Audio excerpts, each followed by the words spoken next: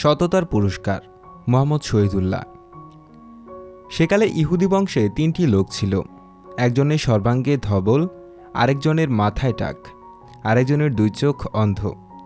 আল্লাহ তাহাদের পরীক্ষার জন্য তাহাদের কাছে এক ফেরেশতা পাঠাইলেন। ফেরেশতা হইলেন আল্লাহর দূত, তাহারা নূরের তৈরি। এমনি কেহ তাহাদিগকে দেখিতে পায় না, আল্লাহর হুকুমে তাহারা সকল কাজ করিয়া থাকে। ফেরেশতা মানুষের রূপ ধরিয়া প্রথমে ধবল রোগীর নিকটে আসিলেন। তিনি তাহাকে বলিলেন, তুমি কি সবচেয়ে ভালোবাসো? ধবল রোগী বলিল, আহা, আমার গায়ের রং যদি ভালো হইত, সকলে যে আমাকে বড় ঘৃণা করে। স্বর্গীয় দূত তাহার গায়ে হাত বুলাইয়া দিলেন, তাহার রোগ সারিয়া গেল, তাহার গায়ের চামড়া ভালো হইয়া গেল। তারপর আল্লাহর দূত পুনরায় তাহাকে জিজ্ঞাসা করিলেন, এখন তুমি কি চাও? সে বলিল, আমি উট চাই। দূত তাহাকে একটি গাভীন উট দিয়া বলিলেন, এই লও, ইহাতে তোমার ভাগ্য খুলিবে। তারপর সেই ফেরেশতা টাকওয়ালার কাছে গিয়ে বলিলেন, তুমি কি সবচেয়ে ভালোবাসো? সে বলিল, আহা, আমার এই রোগ যদি সারিয়া যায়, যদি আমার মাথায় চুল উঠে।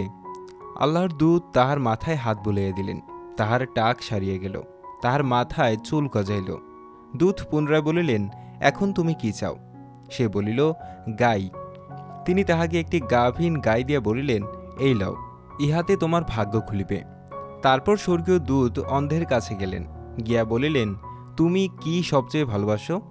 সে বলিল, আল্লাহ আমার চোখ ভালো করিয়া দিন, আমি যেন লোকের মুখ দেখিতে পাই। স্বর্গীয় দূত তাহার চোখে হাত বুলাইয়া দিলেন, তাহার চোখ ভালো হইয়া গেল। তারপর তিনি তাহাকে বলিলেন, এখন তুমি কি চাও? সে বলিল, আমি ছাগল চাই। স্বর্গীয় দূত তাহাকে একটি গাভীন ছাগল দিয়া বলিলেন, এই লও, ইহাতে তোমার ভাগ্য খুলিবে। তারপর উটের বাচ্চা হইল, গাইয়ের বাছুর হইল, ছাগলের ছানা হইল। এইরকম করিয়া উটে, গায়ে, ছাগলে তাদের মাঠ বোঝাই হইয়া গেল। কিছুদিন পর আবার সেই ফেরেশতা পূর্বের মতো মানুষের রূপ ধরিয়া সেই যে আগের ধবল রোগী ছিল তাহার নিকট উপস্থিত হইলেন। সেখানে গিয়া তিনি বলিলেন, আমি এক বিদেশে আসিয়া আমার সব পুঁজি ফুরিয়া গিয়াছে। এখন আল্লাহর দয়া ছাড়া আমার আর দেশে ফিরিবার উপায় নাই। যিনি তোমাদের সুন্দর গায়ের রং দিয়েছেন, সুন্দর চামড়া দিয়েছেন, আর এত ধন দৌলত দিয়েছেন, তাহার দোহাই দিয়ে তোমার কাছে একটি উট চাহিতেছি। সে বলিল, উটের অনেক দাম, কি করিয়া দিই? স্বর্গীয় দূত বলিলেন, ওহে, আমি যে তোমাকে চিনিতে পারিতেছি। তুমি না ধবল রোগী ছিলে, আর সকলে তোমাকে ঘৃণা করে দিত? তুমি না গরিব ছিলে, পরে আল্লাহ তোমাকে ধন দৌলত দিলেন? সে বলিল, না, তা কেন? এসব তো আমার বরাবরই আছে। স্বর্গীয় দূত বলিলেন, আচ্ছা, যদি তুমি মিথ্যা বলিয়া থাকো, তবে তুমি যেমন ছিলে আল্লাহ আবার তোমাকে তাহাই করিবেন। তারপর দূত পূর্বে যে টাকওয়ালা ছিল তাহার কাছে গেলেন। সেখানে গিয়ে আগের মতো একটি গাই চাহিলেন। সেও ধবল রোগীর মতো তাহাকে কিছুই দিল না।